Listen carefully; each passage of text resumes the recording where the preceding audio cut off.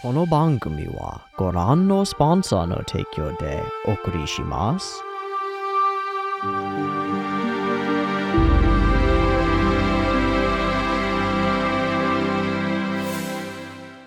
Alrighty, welcome everyone. I'm Teeaboo and I am here for Dungeon Meshi episode 6. Last time on Dungeon Meshi, we were introduced to another adventuring party led by one Kabru, who I really like as a character, and they promptly got themselves killed by wonderfully disguised scarab coins, freaking treasure beetle mimic things. Wonderful. A great idea with excellent execution turned into a delicious meal. I have zero complaints about the episode. It was so freaking cool, and the ideas present in it are so grab and stealable, just like the treasure that you want to steal and take away, but then it turns into bugs and they attack you and you die. It also felt like it expanded the world a little bit more. Every episode seems to do that a little bit with the introduction of the other characters and their understanding of how they have to navigate the dungeon and eat within it. I thought it was really cool, and I'm really excited for whatever the hell comes next in Dungeon Meshi. I have no desire to try to predict. I have no stake in trying to get it right or something. I'm just here to enjoy what comes next.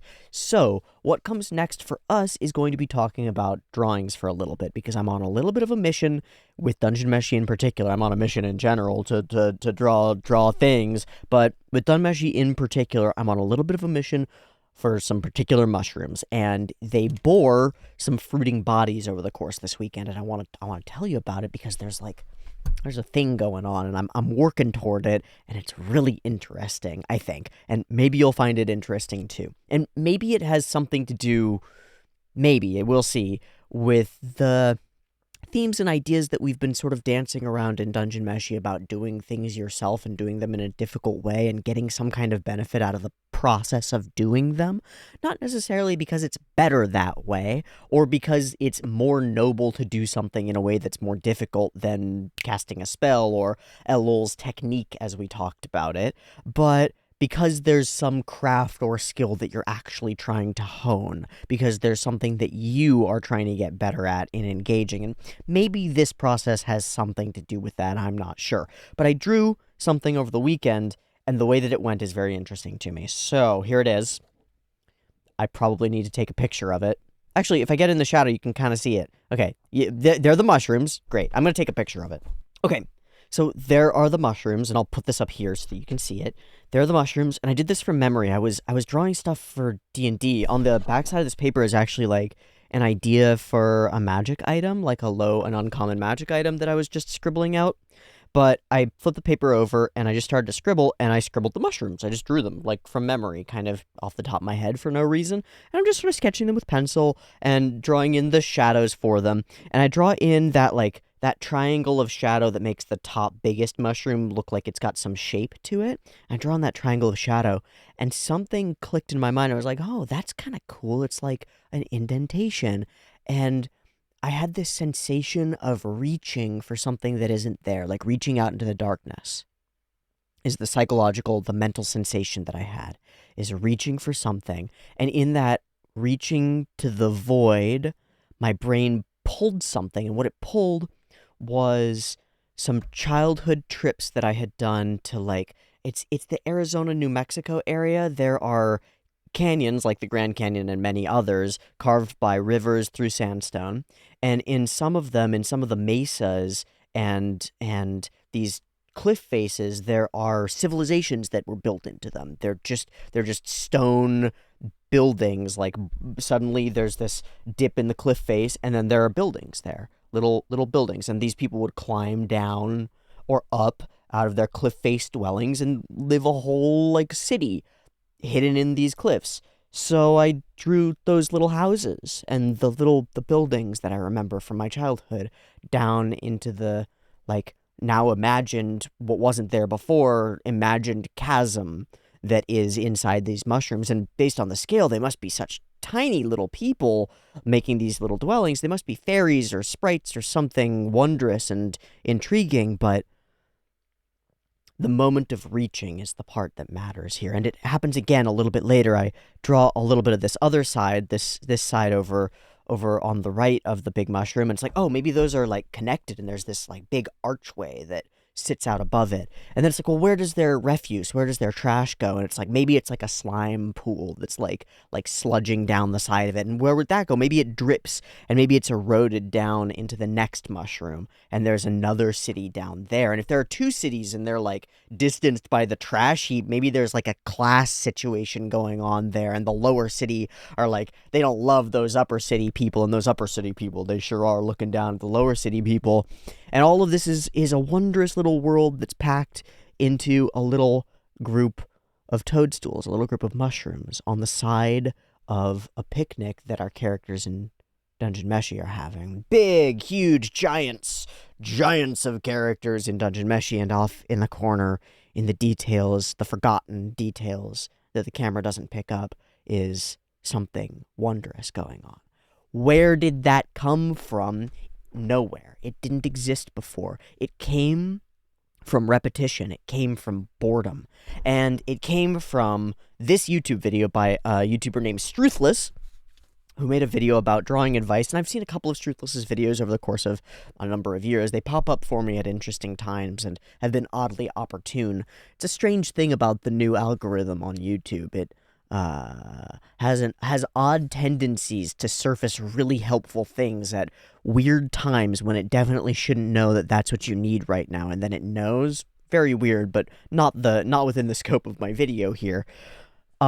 His video is about drawing advice, how he was working for an artist and sort of scrambling in a bunch of different directions to try to become an artist himself, and finally got this piece of advice from this artist, which was, shut the fuck up, stop doing all this stuff that you're doing, and draw the same thing over and over for a month.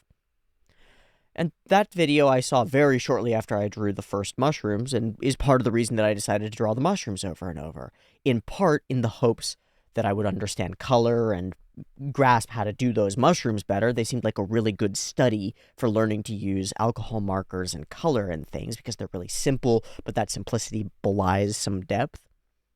But mostly, what I was looking for was the same situation that happened to him, which is that as you draw this thing over and over, it becomes a space that you can play in. It becomes somewhere that becomes familiar. It becomes like a recipe that you know, and now you can add things to it, and you don't even have to try. You're going to get a little bit bored, and then your brain in the boredom is going to go searching into the unknown, and the unknown is actually where creativity springs forth from. It doesn't spring forth from the things that you already know. It springs forth from the gaps. Here's what I think. I think I could have sat here and tried to ideate cool mushroom ideas for forever, and I would have never come up with that one. And probably I would have never come up with one half as genuinely interesting, because that is a genuinely interesting idea to me. Like, that's the root of a full storyline, right? A whole civilization, ancient civilization with grand histories as mushrooms grow and fall, and gosh, the tree falling apocalypse of 3 years ago, a lifetime. You know, like, there's such... I'm so interested in this thing that I don't feel like I created. Like, obviously I created it. It came from nowhere but my own mind. And yet it feels like it came from outside of me. It's as though I did a mechanistic thing and then magic occurred, and I don't know why. Like, I don't feel like I was in control of the creative process there. And that's weird. That's weird. That's, like, really quite strange. Somehow, in seeking friction, in seeking after, in chasing after difficulty, uselessness? Maybe uselessness. It's like, what's the fucking point of drawing the same mushroom again? And somewhere in that uselessness, useful bursts forth, springs forth, shoots the moon, explodes. And it's like unstoppable. Once that idea is there, it's like, I can't put it back in a box. It's in the mushroom. It's out there. It's in the world now.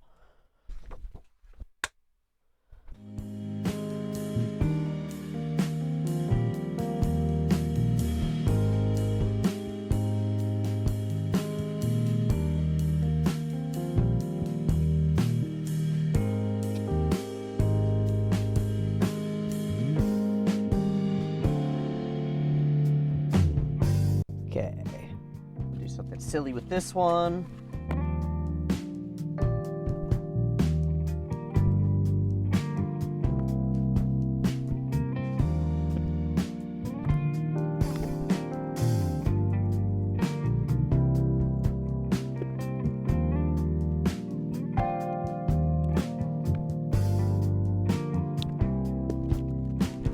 So, I thought, what happens if I take all those colors that are supposed to be inside the lines and I put them everywhere except inside the lines? And the answer is that this happens. And then my question is, does my brain register that each mushroom retains its color? And the answer is kind of. It's like, it's weird. It's interesting. Huh. I don't know what to think about it. That makes me happy. I made something odd. It's different than anything else that I've ever drawn or made color out of. Huh. I'm not sure what that flavor is, but it's new. It reminds me of, like, not halos exactly, but like the old style nimbus of light that you get around like Christ figures with the not just the halo, but like the streaks of colors streaking out and stuff. Ah, yeah, it's kind of cool. There's something cool about it. I wonder if I outline everything in black liner, if it'll all look way better, or if it'll be way worse. I'm gonna try it. The fuck is the point of experimenting if I'm afraid of busting the thing, you know? Let me put a dark line instead of my pencil lines.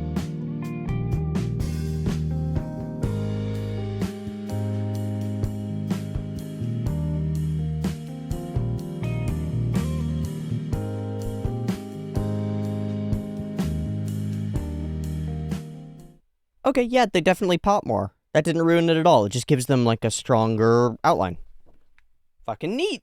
Expansion through experimentation. It feels good to try things and just to put the effort into trying them, even if they turn out weird and even if they're failures or mistakes. It's like with the Chainsaw Man movie, my first attempt to like a heart thing I made out of chainsaws, and then my second attempt at a heart thing made out of chainsaws, and honestly, I'm fond of both of them in different ways. It's cool. I don't know, it's fun. It's almost like creating stuff is worthwhile.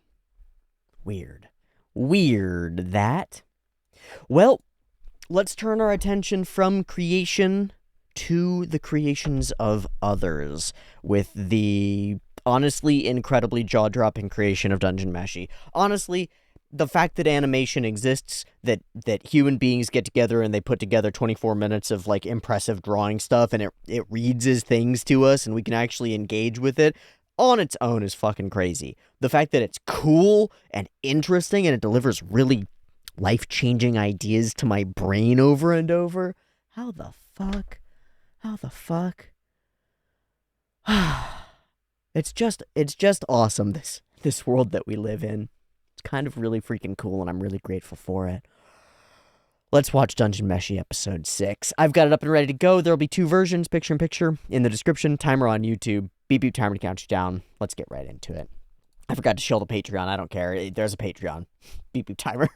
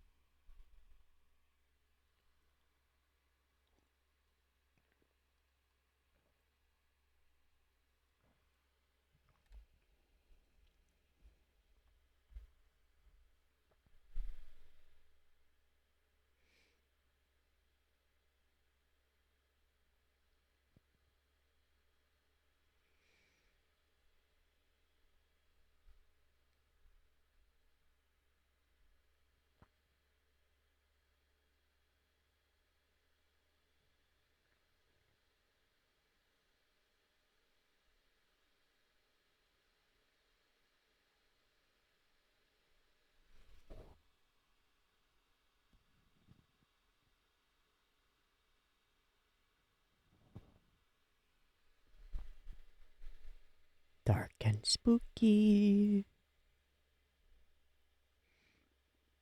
Shoo.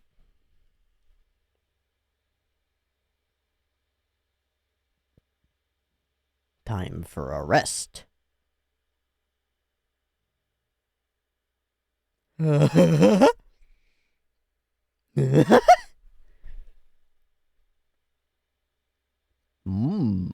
Snacks. No breaks.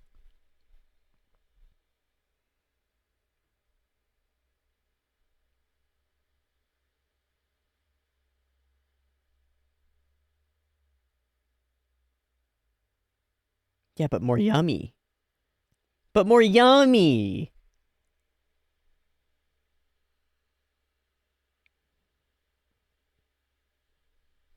He's in the same loop that got the dragon thing to happen. Oh, we got a lock.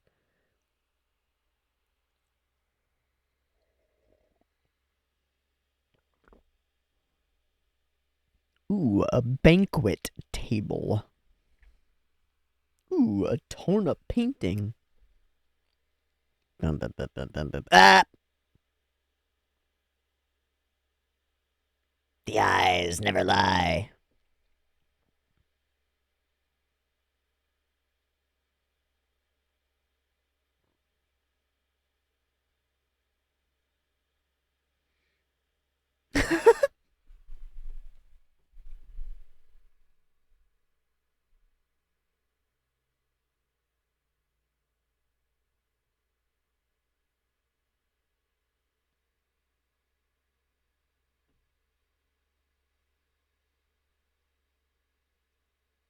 Huh? Huh? Huh? Uh-huh.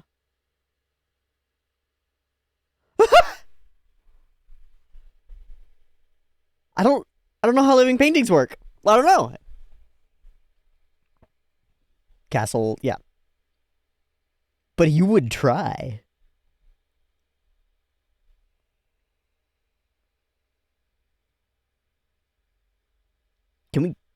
Is it Mario rules?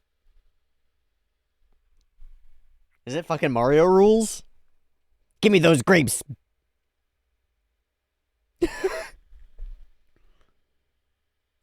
Oh! Alright, we're gonna let him into the painting. You fucking kidding? Well, any food? Is there good food there? Ooh, okay.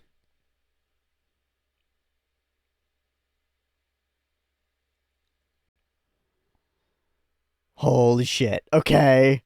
What's on the other side? Another. Wait.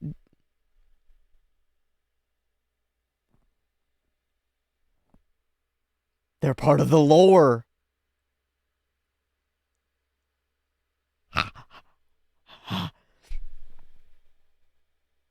Wait, did we just run from one painting into another painting? Oh shit, that's a character. Oh shit, that's a character. That I was just thinking about that bard character who runs by in the OP.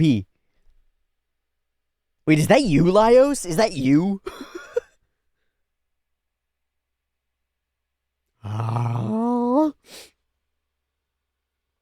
Also, the rope has.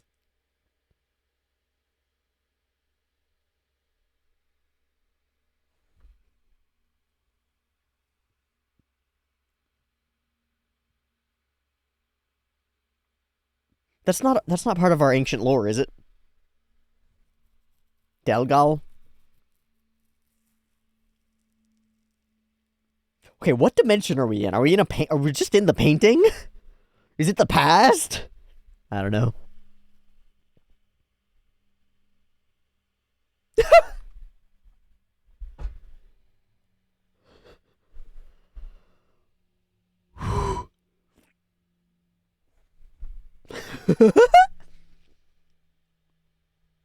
The timing has to be right, man. The timing has to be right.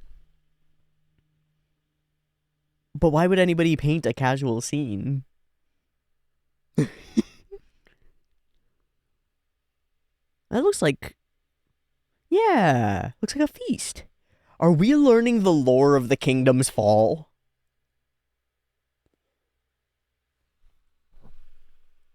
Also, an eye out for the bard character. Though.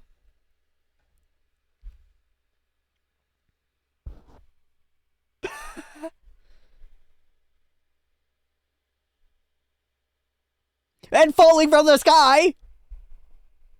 Oh, that's the prince. We are learning the fucking lore.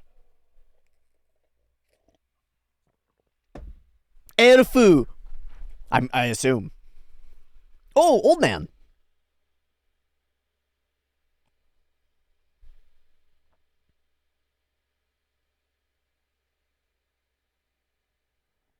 Glorious yums.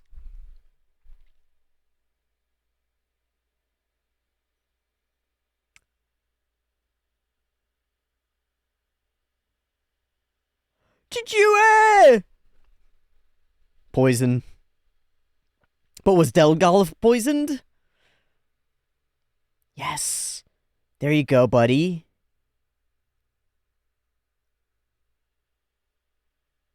They're gonna get blamed. They're gonna get blamed, right? Oh.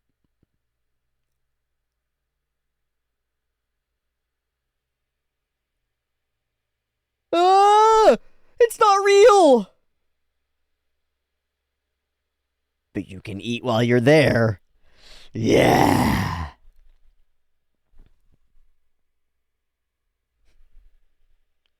Oh, he takes the crown.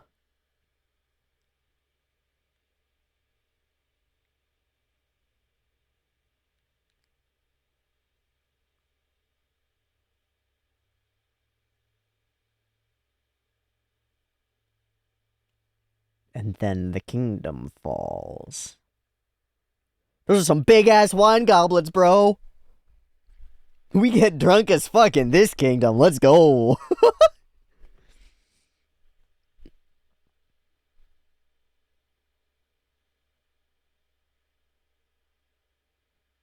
Fuck yeah.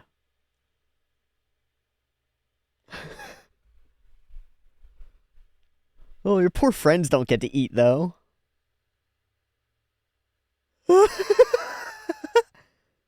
It's gorgeous. I love that he completely misses everything that's going on around him. You fucking crazy, man. Today is a tragic day.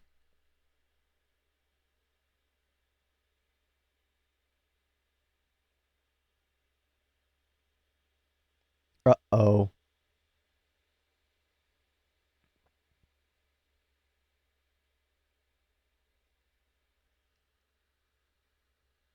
Oh, you're gonna get blamed. That's much worse. Ho!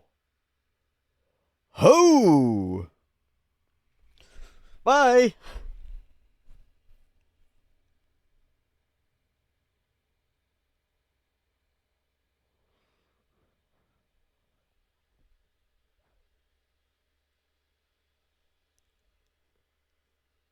I love this background track.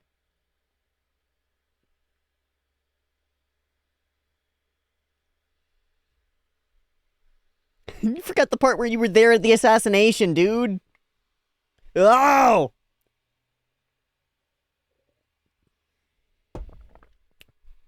You can't take it with you.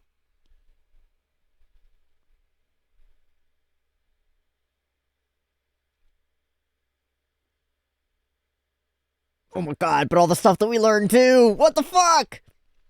I wonder if we'll find evidence of that character now. The, like, bard jester. Because we saw the flute and the...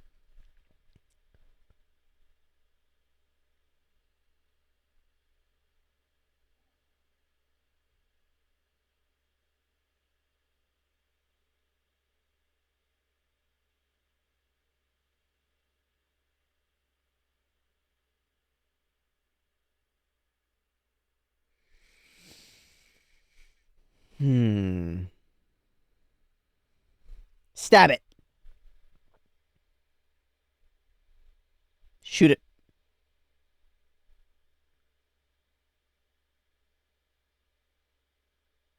He's thinking about that mimic. I forgot. I didn't even think of that.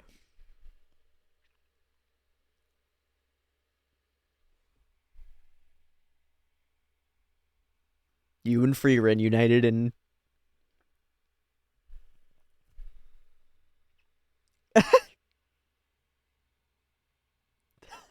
that fast. Still a mimic. Oh, God.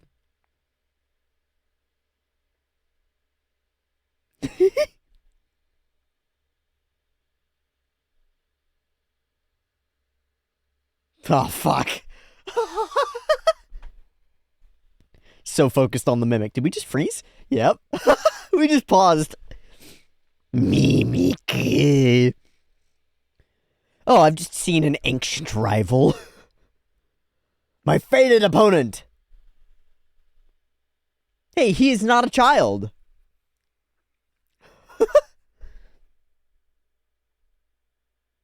He might be a child.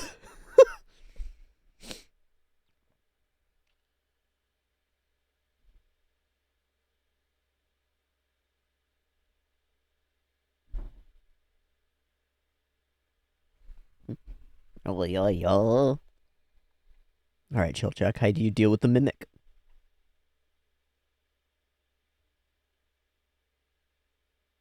Hmm.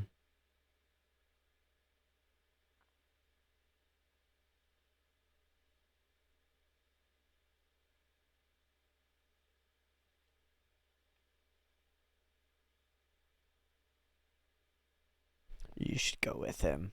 Oh, now she's gonna fall right back asleep, but probably not, actually. She's probably actually gonna be really cool and save his ass.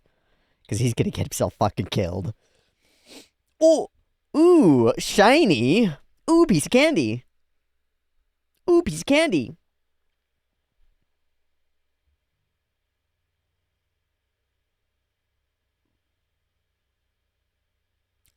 Me too. Yeah!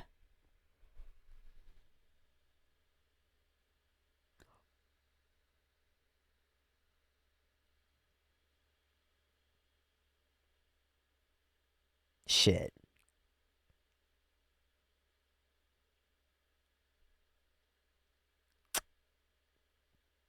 Embarrassing.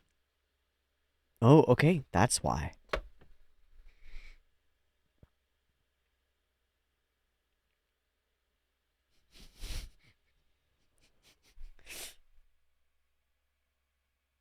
It's what you do. Without your tools.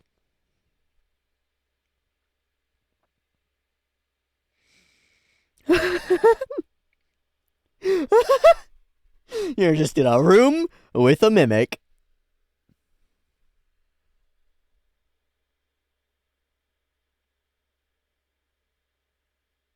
This is so cool. Never do we get inside rogue mentality stuff. Fail the intelligence check on that. Not working.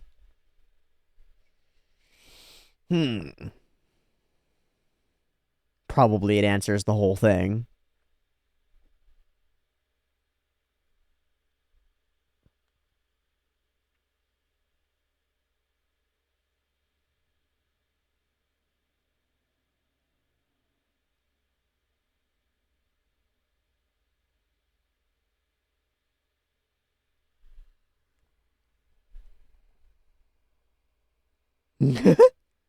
Maybe.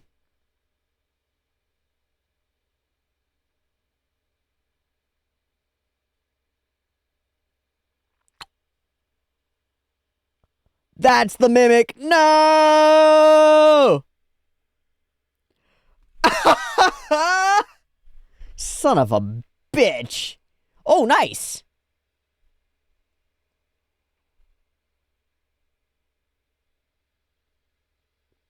Oh, fuck. Mimics are crabs?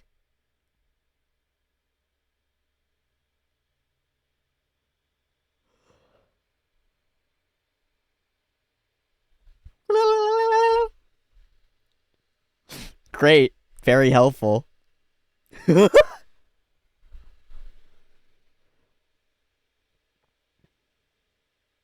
There's a stick. You can flip him with a stick, maybe. Oh! You flipped it? Like playing bottle flip? Let's go, Chilchuck! What about the other box? Was it just treasure bugs? What's in that one?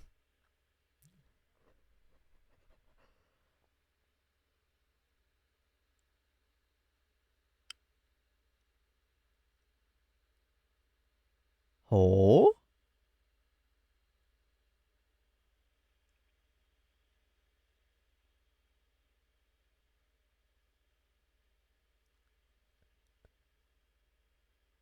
Oh, gorgeous. Run, Chilchuck! And then close that fucking door! Yes! Shunk! And noms? Snacks? Yummies? Crab?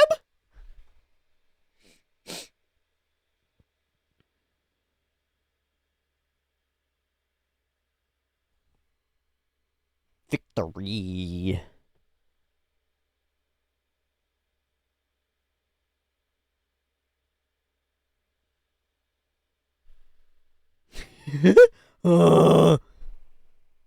He pets it.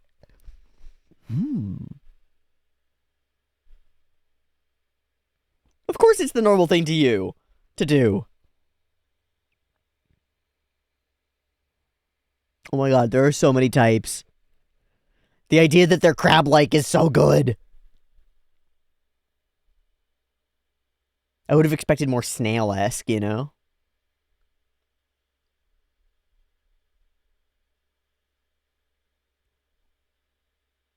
Zetite! What if it's delicious, though? It's gonna smell so good. It's gonna be lobster, you know? Sprinkle. Will it turn orange? Just wait a while. Does it scream?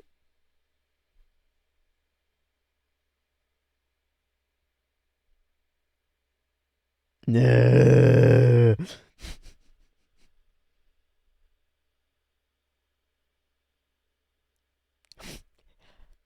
My cooking senses have cooked. It does turn orange. Fuck yes. It's a big crab. Ow, ow, ow. You gotta crack them. Yeah. You need a little hook. Oh, your thieves' tools. No, not a chance. Not a chance, man. Those are my livelihood. Picking Teeaboo. You're gonna use his thieves' tools? Oh my god, the response. Poor baby. His precious.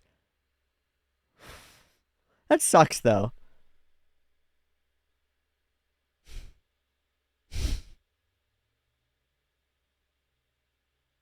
Oh my. It could be so yummy.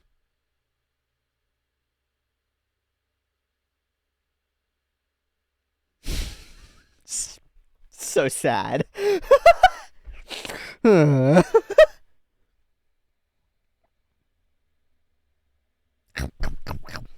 Let's go.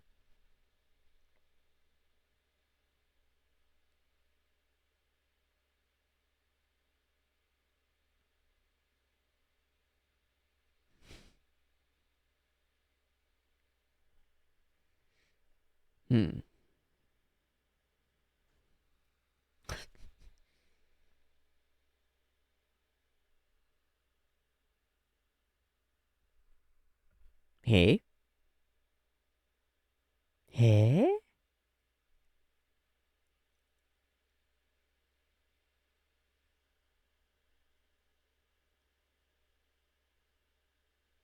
That's so interesting. They parasitize mimics, and that's why they end up in chests. The whole ecosystem works. Ah, the circle of life.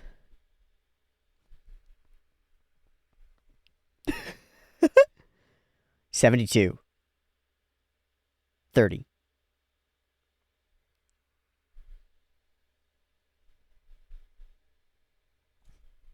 Fucking elves. Fucking elves. He's older than Laios, right? You are such a kid. You're my big brother.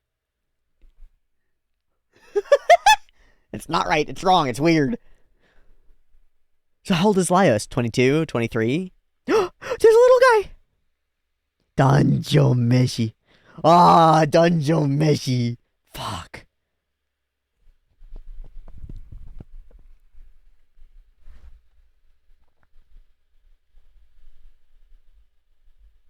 That was really fun.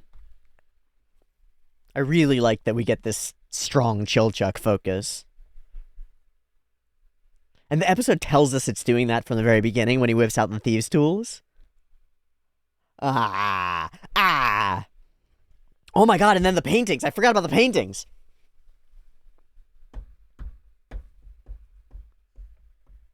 What a cool way to tell us a story. I wonder how we'll tie back into that.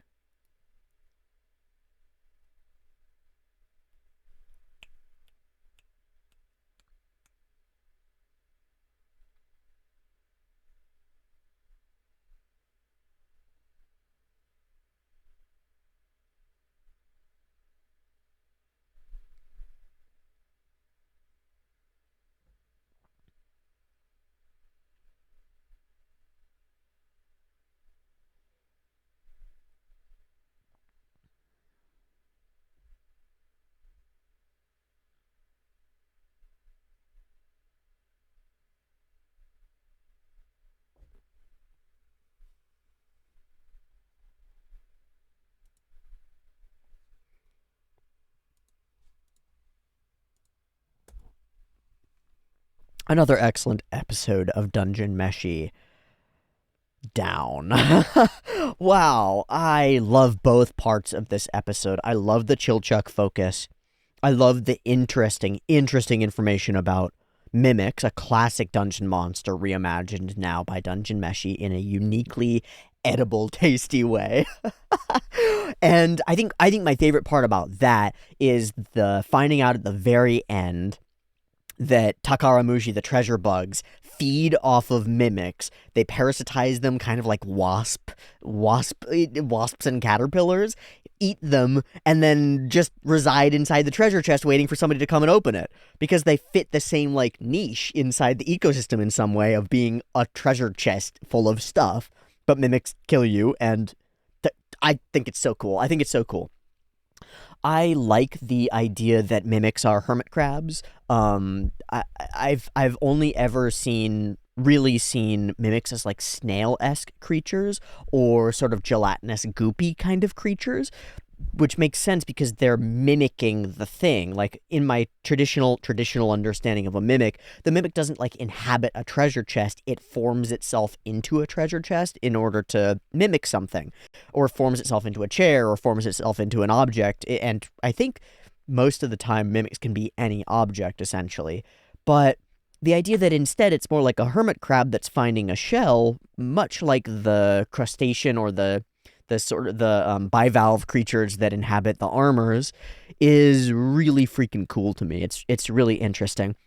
And then layered on top of that, the idea that our party rogue would have a unique sort of relationship with mimics, because a uniquely antagonistic relationship with mimics, because you cross over them a lot in your line of work. They're the treasure. If there was a monster that's doors, he'd have a relationship with the door monster too, but he's got a strong relationship with mimics to the point that it's a rivalry that goes back a little bit. You're outthinking each other. I think for my DM interested in Dungeons and Dragons side of things, the sequence where we're actually inside his mind thinking through a trapped situation is fucking awesome. I really like it, because when we get down to the nitty-gritty of it, almost always in Dungeons and Dragons, in modules, in everything, traps are they're just sort of brushed over. they just sort of happen, and the actual mechanics of the way that they happen usually gets abstracted away. We just push it to the side. It's not part of the gameplay. Your rogue disarms the trap and it's done. Like, you as a player don't need to know how that trap works. You don't need to understand it. That's not the level of puzzling things out that we usually like work on in gameplay.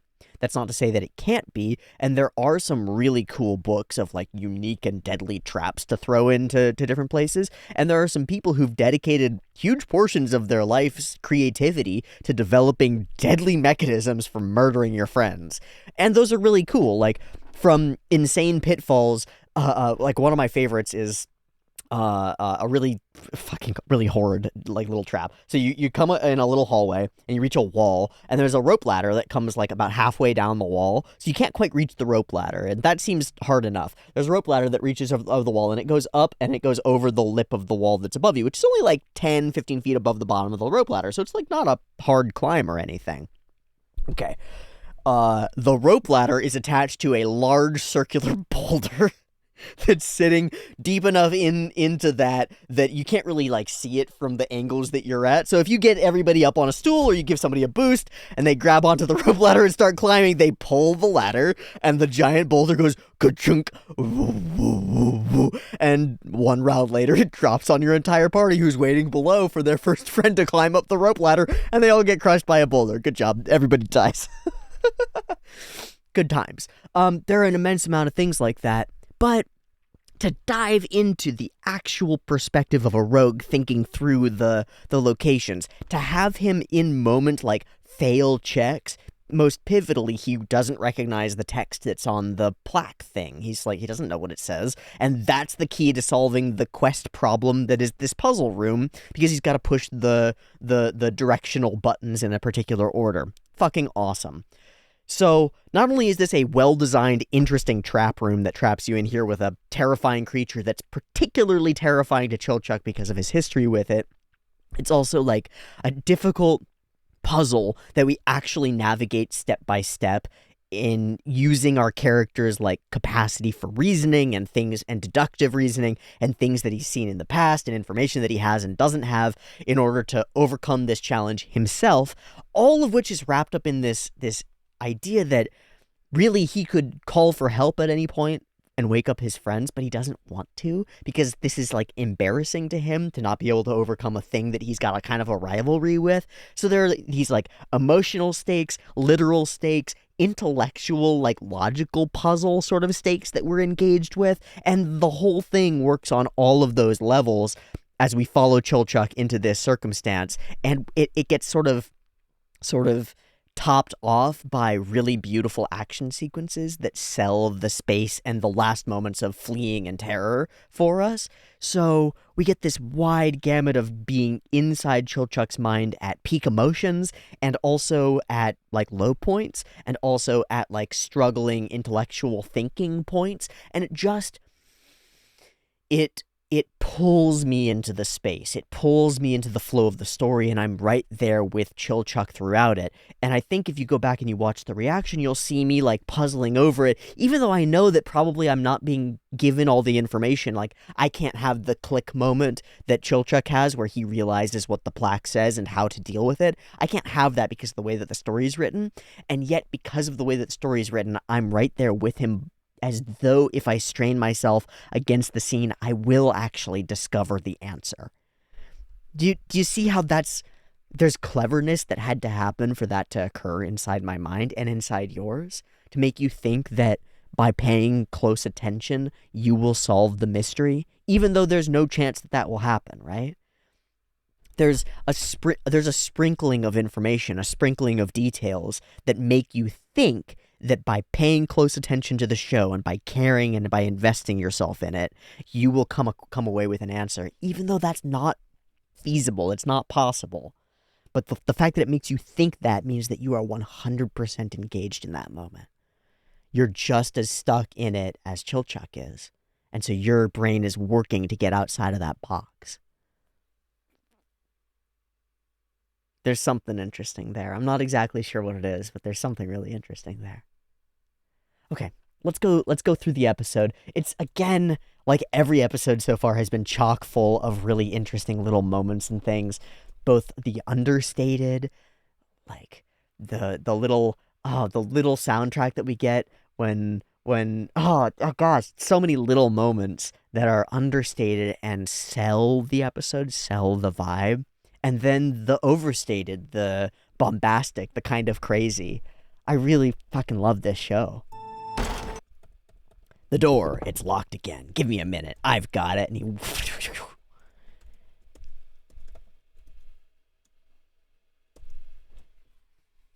the episode tells us what it's going to be about, even though it's not actually about that yet. That's just a setup for the second half, for for the back half of the episode. But I don't think that the back half of the episode is as well, it doesn't have as fertile a ground to establish itself in if we don't start the episode here with Chilchuck. He starts in our mind. And he flips the tools around because we reaffirm, we cement in how important they are to him. There's a visual presented to us at the very beginning of the episode that those matter. Chilchuck's little tools, they matter. And then we turn to conversation. Ooh, living paintings. Wow. What a fun setup. You know that the painting is going to move. Like, as soon as we do this shot, it's like, oh, there's something wrong with that painting. Ooh.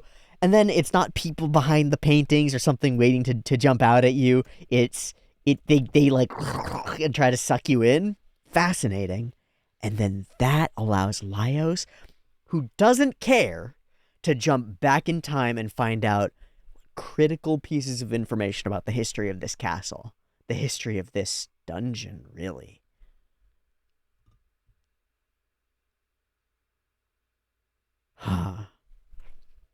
I'm not sure what this is yet, but I know that this is some storytelling that's happening. So let's go through it.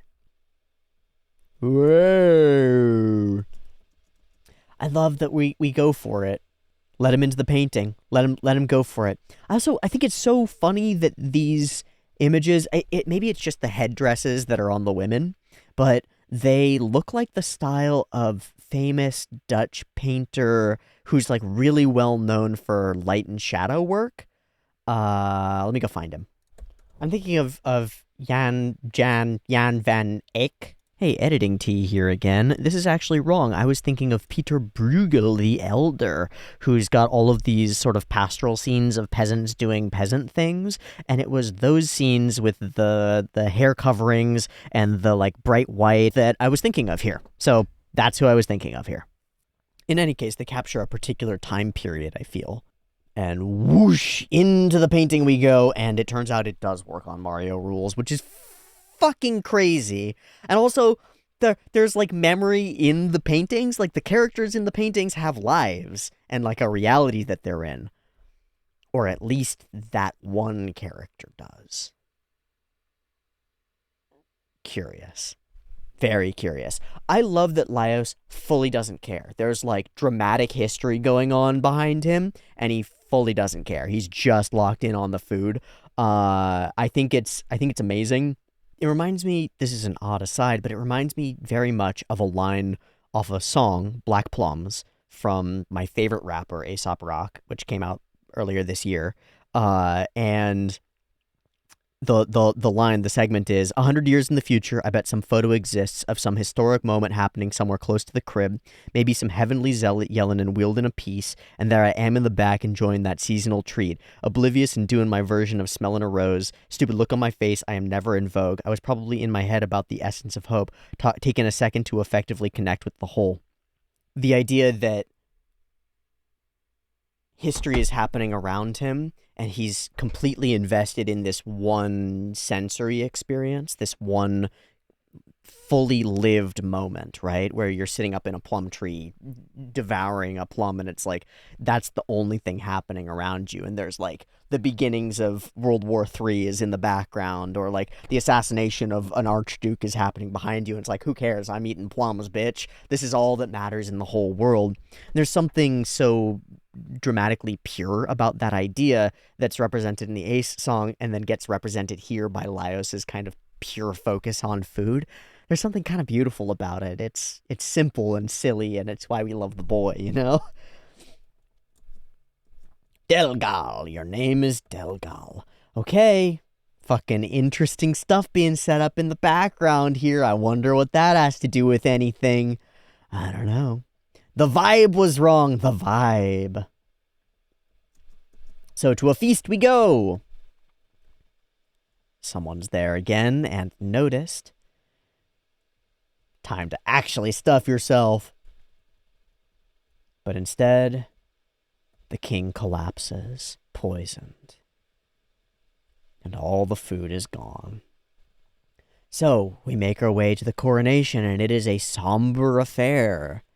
He gets looked at real weird when he asks for seconds. May this kingdom and its people flourish for eternity. We all eat and drink. And it's fucking delicious. It's awesome. But of course you can't take it with you. You don't belong. This elf is trying to protect their king. Maybe their previous king. Maybe whatever the hell is happening. They have like a life. They have recognition here. I wonder then. Here's the real question. Are we just inside the painting, or are we in the past? I don't know. But we come away blamed, perhaps. And almost destroyed by this character. Who were you? What happened then? I hope we find out more. I really hope we find out more, because this idea of mystery in the past that likely is inherent to the fall of this kingdom. That's cool. It's cool. And so we just move on. Water to collect. And now we begin to focus on Chilchuck. So I want to clock exactly where we do that. Oh, okay. So it's as he's left last in the hallway. He steps through, notices the box. Is that a mimic? And it's not a mimic. It probably was a mimic before it got eaten by treasure bugs, right? Probably. But his, like, almost paranoia is like, that's my rival. That's my guy right there. And then he can't get it out of his head. Not obvious, not exactly hidden. Exactly what those bastards are fond of. Yeah, he's compromised. His emotions are compromised. Absolutely. That's really funny. Aw. I love that we get to see little kid Chilchuck get absolutely murdered by mimics repeatedly. And we set up exactly what they are. Like, they're crab creatures. It just doesn't quite land. I was still wondering, like, maybe they can all be different. Nope, they're all crabs. Not, it's locked, so it can't be a mimic. Nope, it's a mimic. Fucking fun. And then we transition. Everybody's asleep, and we're in Chilchuck's own head. He's thinking about his own, like, skills, you know? His own capacity to deal with hardship. It's getting weaker as he's with this party. They eat too well, you know? Time to get some water. Water bag sets off the trap. Ding! Fuck. And now we're stuck. Now we're in that mode of, like, what's around us? What clues could there possibly be? We hit this one solid angle of the room, and we'll come back to it over and over. I think that helps make the whole situation feel very static, and helps us, like, solidify exactly where Chilchuck is in space, which I think is important for this sequence. He frames out all the possibilities. There are the little drawings of it that pop in that are so good at, like, at giving us more information and framing it all out for us. It seems familiar because it's the text that's on the coins. Why 3 buttons? Nope, there's a 4th. And then the mistake. The mimic is below you. Oh shit. And we dive into, like, some really gorgeous animation. So many styles that we're able to iterate through so fast. Wow, that's gorgeous. And then we get a couple of really big sort of sweeping moving shots and big spatial shots. And there's this wonderful warpiness that's it's almost like Keiichiro Watanabe's work where he gets all wiggly, where everything gets all wiggly. It's almost like that, but not quite. As the thing gets all... it kind of is like Watanabe's work. Scramble, scramble, scramble. That's a really fun little progression. Solid and kind of goofy looking. Ooh. To... It's coming. To... It's coming. To... It's here. And it's like dark black lines, shadows in your face. And then big sweeping, spatially represented shots. Scramble, scramble, scramble, scramble, scramble. And then Chilchuck to scramble as well. Oh. Pull, pull, pull, pull. And we really build speed. Drop into a loop a little bit for the Lyo sequences. And then whoop, whoop, whoop. Bounce, bounce, bounce. Running and jumping. I wonder if this is Igarashi directly. I wonder who's responsible for these. We'll find out. And then he figures it out from the coin. Bam, bam. Is it CG here? I can't tell. I don't think so. We get this like, it's slow-mo for him, but fast-mo for the crab. So it's like, the crab is coming. Yeah, this really does look like Watanabe. That's weird. I'm almost certain that it's not. But just the sort of the fluidity and scrambliness of it, it really looks like him. Out, out, out, out, out, out. Lovely speed lines. Awesome face. Ding. Smash. Gosh. That whole sequence is such a masterclass in, like, ramping up tension and speed and then dropping it out. Like, we drop it out completely for the moment when he can find the treasure bug and look at it, and then it ramps back up as the crab is, like, flipping itself over. It's really cool. How much drama and tension is just in this one room over the course of, like, a couple minutes of screen time with just these two elements in play. I guess 3 if you count the puzzle as well. That's really cool. And then they emerge, he's fine, and it's time to cook. We're cooking! And it's delicious! And we use his goddamn thieves' tools, how dare you, for a really beautiful cut that I think is like CG? I don't even know how we got the insides of the crab to glisten like that. It's hard to tell. It's just gorgeous looking. The whole crab is beautiful looking. I'd love to steer clear of them completely. And now we find out the other side. It's treasure bugs who eat mimics. Little things who eat the big ones. Fucking cool. I love how Marcel needles him about the age thing. So funny. And then he reveals that he's actually 29, and they take that as him being such a kid still because they're those long-lived races. Very frustrating. Very frustrating, Chilchuck. I really like this episode. It's very simple. It's very like sort of self-contained, but it's got these elements that speak to so much more. We learn, I feel like, so much about Chilchuck's past and who he is as a character. And then we learn about the castle and the history, and that just feels like another layer of depth, like another layer of paint over our beautiful masterpiece landscape that I still don't know what it's a landscape of, but I'm finding out piece by piece.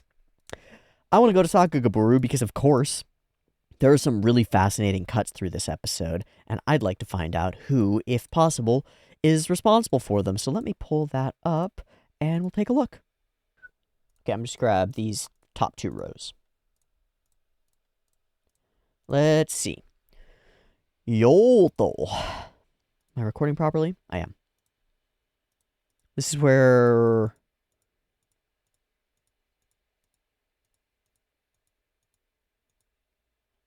There's a bunch going on. It says Kaneda Lightflare. I'm not seeing where that is. We get some cool character interactions with the box that I think are really beautiful looking.